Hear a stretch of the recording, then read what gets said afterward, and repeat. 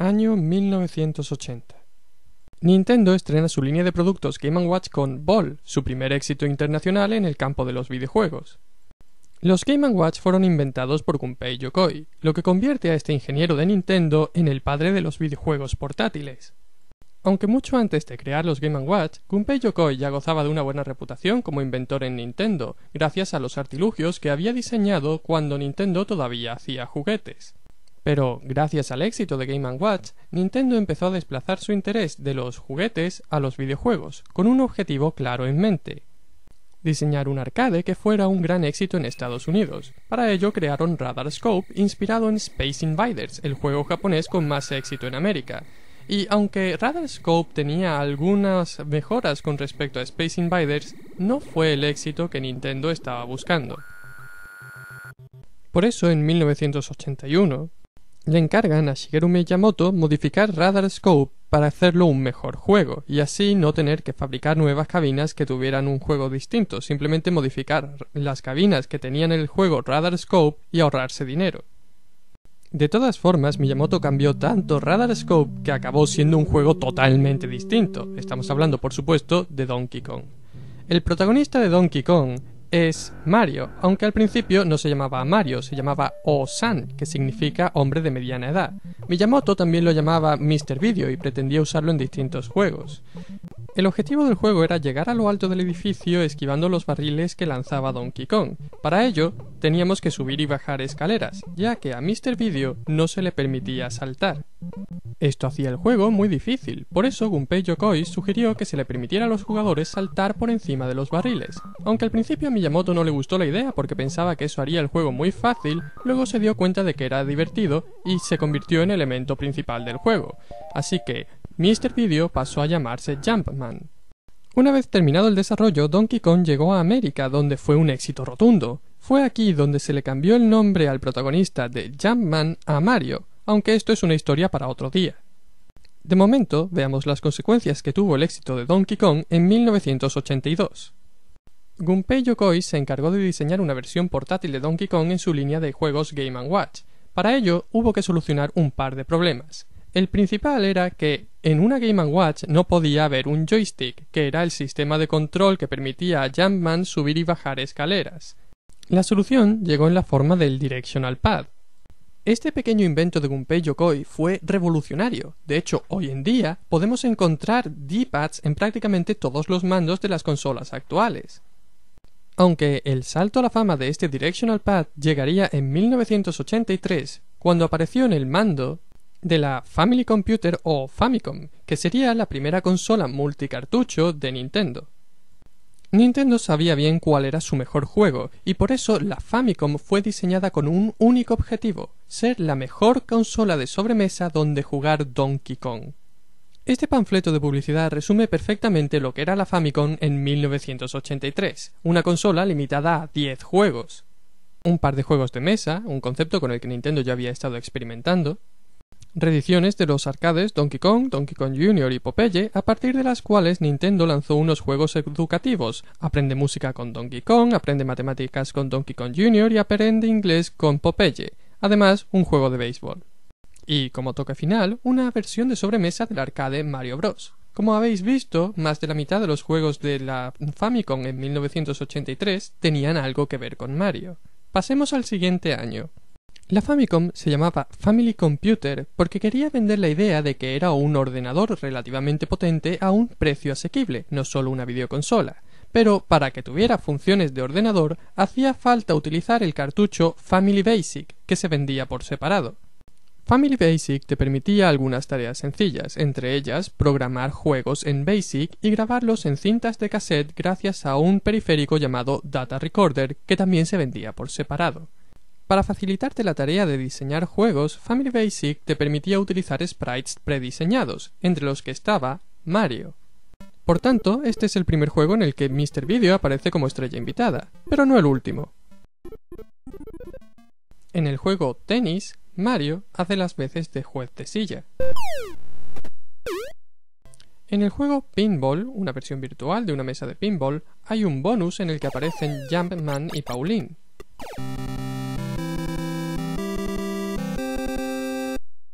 El último ejemplo es Golf, que es un caso un poco especial. En América se decía que el protagonista de este juego era Mario, pero en Japón no se le dio ningún nombre a este personaje, hasta que llegó el juego Capitán Rainbow. En este juego simplemente se refieren a él como Oo-san, hombre de mediana edad. Precisamente Oo-san fue el primer nombre con el que se referían a Mario durante el desarrollo de Donkey Kong. Curiosa coincidencia. Aparte de simuladores de deportes, para la Famicom en 1984 salieron juegos como Wild Gunman, Duck Hunt y Hogan Sally, que utilizaban una pistola de luz.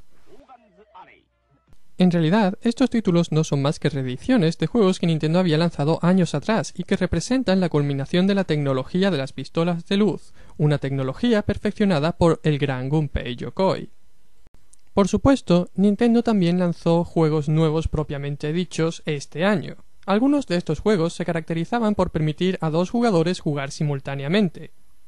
Para aprovechar al máximo este concepto, Nintendo desarrolló un tipo especial de arcade llamado Versus System, que permitía a dos jugadores jugar a juegos de Famicom al mismo tiempo en un arcade. Para los dueños de estas máquinas esto era una gran ventaja, ya que este sistema de arcade permitía sacar un juego y meter otro como si se tratara de un cartucho. El Versus System fue todo un éxito, y por eso Gunpei Yokoi diseñó una versión portátil del mismo, la serie Micro Versus System de las Game & Watch. Pero ya está bien de hablar de 1984. Porque llegamos a 1985, un año muy importante para la historia de Nintendo. Este año, Nintendo lanzó la versión americana de la Famicom, la Nintendo Entertainment System o NES, aunque entrar en el mercado americano no era tan sencillo. Hasta el año 1983, la consola que había dominado el mercado en Estados Unidos era la Atari 2600. El problema de la Atari fue que mucha gente podía hacer juegos sin licencia de Atari y lanzarlos para la consola. Esto sobresaturó el mercado, ya que muchos de los juegos que se lanzaban no tenían ningún tipo de control de calidad. Para recuperar la confianza de los consumidores en los videojuegos, Nintendo inventó el sello de calidad. Nintendo se comprometía a comprobar que todos los juegos que eran compatibles con su sistema habían sido revisados y que tenían la calidad suficiente como para ser vendidos al público. Pero el mercado no estaba solo sobresaturado de videojuegos, también estaba saturado de videoconsolas. Muchas compañías pequeñas habían desarrollado sus propias videoconsolas y las vendían, aunque tenían muy pocos juegos que ofrecer. De todas formas, la gente empezó a perder la confianza en el concepto de las videoconsolas en general, ya que un ordenador era capaz de hacer lo mismo que era capaz de hacer una videoconsola y además era capaz de hacer otras cosas. Nadie quería saber nada de las videoconsolas. Por eso, Nintendo adoptó una estrategia diferente para vender la Nintendo Entertainment System. En lugar de anunciarla como una videoconsola, la anunciaba como un juguete. No tenéis más que fijaros en qué es lo primero que se ve en el anuncio original de la Nintendo Entertainment System. Will you be the one to witness the birth of the incredible Nintendo Entertainment System? The one to play with Rob, the extraordinary video robot, batteries not included. He helps you tackle even the toughest challenge. Efectivamente, Robot, también conocido como Robotic Operating Buddy o Rob. Rob es considerado por mucha gente un periférico innecesario y extraño, pero lo están viendo desde el punto de vista incorrecto. Robot en realidad es el último juguete que lanzó Nintendo.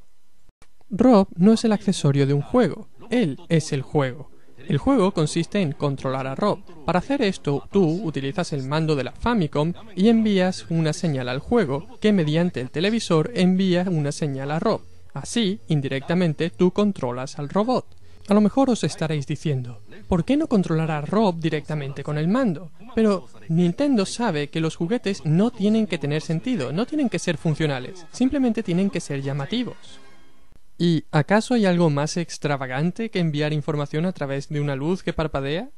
Es como buscar lógica en alguno de los otros inventos de Gunpei Yokoi. Pero sigamos adelante. Mientras la NES llegaba a América, en Japón, Nintendo se concentraba cada vez más en su siguiente proyecto, un proyecto que utilizaría disquetes en lugar de cartuchos. Pero antes de dar el salto a los disquetes, se decidió que debía hacerse un último juego en formato de cartucho, un juego que fuera extraordinario. Para esta tarea se reunió un equipo de diseñadores, formado por Toshihiko Nakago, Koji Kondo, Takashi Tezuka y por supuesto Shigeru Miyamoto.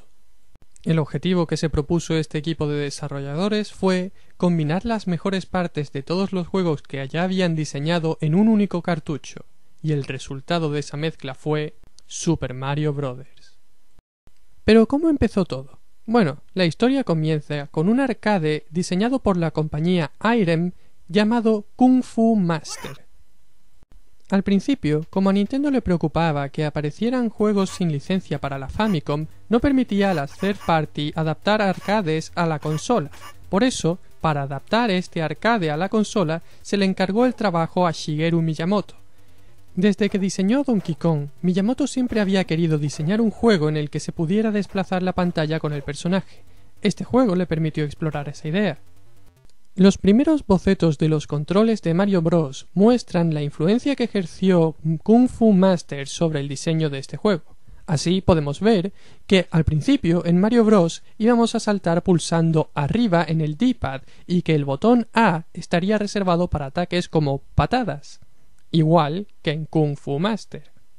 Con eso ya tenemos el concepto alrededor del cual va a girar el juego, una pantalla de desplazamiento lateral.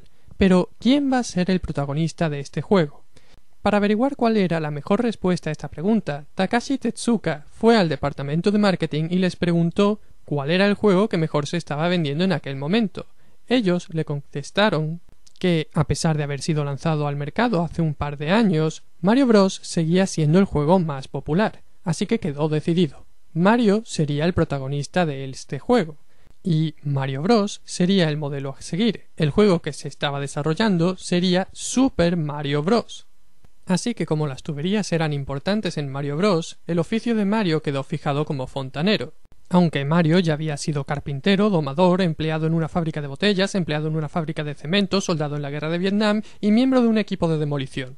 Pero a partir de ahora será fontanero. Bueno, eso explica las tuberías. Pero ¿y qué hay de las tortugas?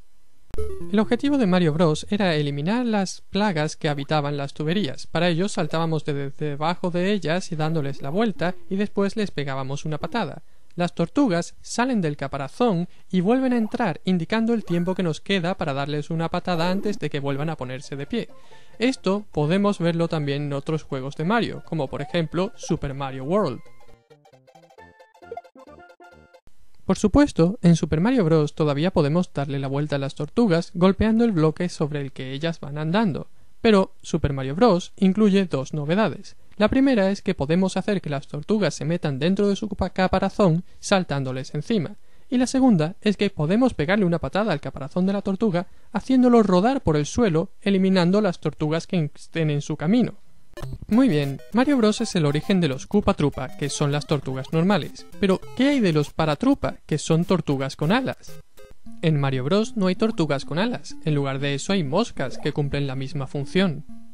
Si las moscas son una opción totalmente válida, ¿a qué vienen las tortugas con alas? La respuesta es que los Paratrupas ahorran memoria dentro del cartucho. Voy a intentar explicarlo con esta imagen. Este boceto pertenece a The Legend of Zelda, pero el mismo principio funciona para Super Mario Bros. Estas son las sprites que aparecen en el juego.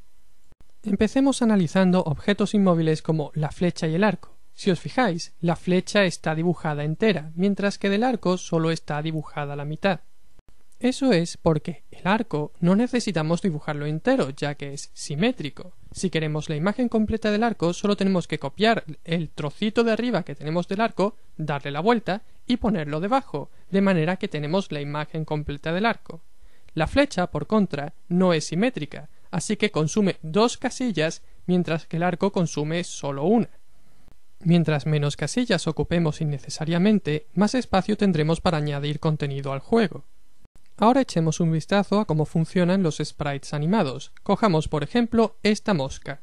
Para animarla, basta con alternar la posición de alas subidas y alas bajadas a un ritmo suficientemente rápido. Como veis, para animar un sprite simétrico de 2 casillas de altura hacen falta por lo menos 4 casillas, y aún así, el nivel de detalle que se consigue es bajísimo. Por eso se decidió no utilizar la mosca, sino alterar el diseño de la tortuga para que pareciera que volara. De esta manera conservas todos los detalles que tenía el Koopa Troopa normal. Para convertirlo en un Paratrupa solamente tienes que consumir 3 casillas, 2 para la ala extendida y 1 para el ala plegada. El limitado número de casillas disponibles también es responsable del aspecto del Goomba, el enemigo más básico de Super Mario. A pesar de ser el enemigo más básico del juego, no fue el primer enemigo en ser diseñado, de hecho fue uno de los últimos. Derrotar un Koopa Troopa requiere por lo menos 2 pasos, por eso se pensó que no debería ser el primer enemigo que te encuentras en el juego, hacía falta algo más sencillo para introducir la idea de enemigos. Por eso se introdujo el Goomba, un enemigo expresamente diseñado para ser un debilucho. Pero como para cuando se diseñó al Goomba quedaban muy pocas casillas libres, su diseño es lo más reduccionista posible. Su parte de arriba es simétrica de manera que ocupa una única casilla. La parte de abajo ocupa solo 2 casillas y el enemigo anda de lado para que solo ocupe 2 casillas animarlo. Aparte de eso, se añadió una casilla más para cuando el Goomba está aplastado. Pero, ¿qué representa el diseño del Goomba? Supuestamente, los Goombas son soldados del Mushroom Kingdom que se han vuelto en contra de la princesa Toadstool. Por eso, su aspecto se supone que debe parecerse al de un shiitake, que es un tipo de seta comestible en Japón. Sin embargo, durante el desarrollo del juego alguien dijo que más se parecían a las castañas. Por eso, el nombre del Goomba en Japón es Kuribo. Kuri es castaña en japonés. Es por eso que en algunos juegos al Goomba se le dan características de castaña. En Super Mario World su cáscara es dura y no puede ser aplastado. En los juegos de New Super Mario Bros. Encontramos unas bolas de pinchos que dentro tienen Goombas. Esto último es una referencia a las envueltas espinosas de las castañas, y es una broma que se nos escapa si no sabemos que el Goomba se llama Kuribo. Pasemos a analizar los objetos que aparecen en este juego, empezando por el más sencillo de todos, la moneda. Lo más evidente de las monedas de Super Mario Bros., al menos en el primer juego, es que no son redondas, sino ovaladas. Eso es porque probablemente están inspiradas en el koban, que es una moneda del periodo Edo de Japón. Como cabría esperar, si hay monedas en Super Mario Bros., es porque ya había monedas en Mario Bros. ¿Por qué había monedas en Mario Bros? Bueno, al principio Miyamoto pensó en poner fruta como un objeto que te diera puntos en Mario Bros. Lo que pasa es que luego se dio cuenta de que frutas por las alcantarillas no parecían una buena idea. Durante el desarrollo de Super Mario Bros. Se diseñaron bloques que te dieran una moneda al golpearlos, pero a veces ocurría un fallo en el juego y un mismo bloque te daba más de una moneda. Esto hizo gracia a los diseñadores y decidieron adoptar la idea como parte del juego. Este es el origen de los bloques que te dan 10 monedas. Ahora echemos un vistazo a los otros objetos del juego, empezando por el más característico de todos, la seta. Está extendido el rumor de que la seta que te hace grande en Super Mario Bros. Está inspirada en la seta que aparece en el libro Alicia en el País de las Maravillas. Sin embargo, Miyamoto ha desmentido este rumor. Según Miyamoto, todo el Mushroom Kingdom gira alrededor de las setas porque cuando uno piensa en un reino mágico, piensa en setas.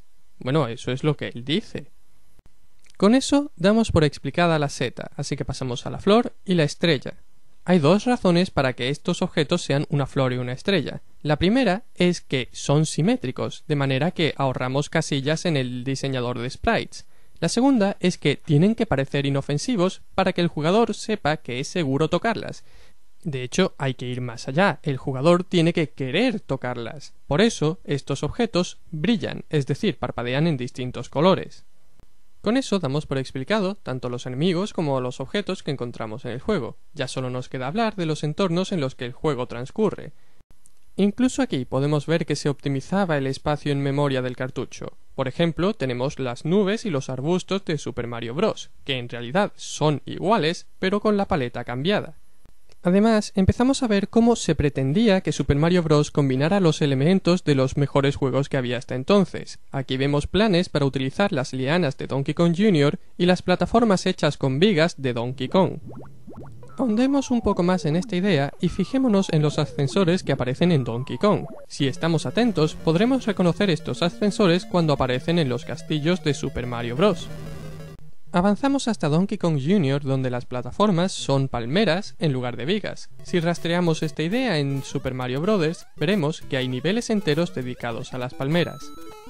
Otro elemento digno de mención en Donkey Kong Jr. es el muelle. Este muelle que aparece en la segunda pantalla del juego te hace saltar a una altura determinada si no pulsas nada, pero si pulsas el botón de salto en el momento adecuado, cuando el muelle está totalmente comprimido, Donkey Kong Jr. saltará más alto de lo normal. Este muelle también aparece en Super Mario Bros. Y funciona de la misma manera. Echemos un vistazo a otros juegos que influyeron en el diseño de Super Mario Bros., como por ejemplo Ice Climbers. En Ice Climbers rompemos los bloques al golpearlos saltando desde debajo. Esto contrasta con Mario Bros., donde golpear el techo solo lo deforma. Así que en Super Mario Bros., para incorporar ambas ideas, golpear el techo cuando eres Mario solo lo deforma y cuando eres Super Mario lo rompe. Volviendo a los entornos que se exploran en el juego, desde el principio del desarrollo de Super Mario Bros. Se quería que el protagonista explorara tierra, mar y aire. Para ello, se quería que Mario fuera capaz de andar en las nubes. Esta idea ya había aparecido antes en Ice Climbers, donde en las fases bonus sobre todo, los protagonistas eran capaces de subir por encima de las nubes. El entorno que realmente era difícil de diseñar era el agua, porque una cosa es hacer que un personaje ande y salte y que tenga unos controles buenos, y otra cosa es hacer que el personaje sea controlable debajo del agua. Así que, para asegurarse de que los controles de debajo del agua funcionaran, cogieron prestados los controles de otro juego, Balloon Fight. En este juego, pulsar A hace que el personaje suba ligeramente, y pulsar hacia los lados te permite... En fin, ya solo nos falta una zona por explorar. Echad un vistazo a este mapa de los mundos de Super Mario Bros. En este mapa llaman la atención las líneas que conectan el final de los mundos 1-2 y 4-2 con los niveles siguientes. Todos reconocemos lo que simbolizan estas líneas, ¿verdad? Las Warp Zone se encuentran escondidas en algunos niveles y te permiten escoger por qué nivel quieres continuar. Al parecer, esto tiene su origen en Excitebike, donde te permiten escoger en qué recorrido quieres empezar. Esto permite a los jugadores avanzados saltarse los niveles fáciles y empezar directamente por los niveles difíciles. Y con eso termina la historia del que iba a ser el último juego de la Famicom. En el próximo episodio hablaremos del que sería el primer juego de la Famicom Disk System. Hasta entonces, adiós.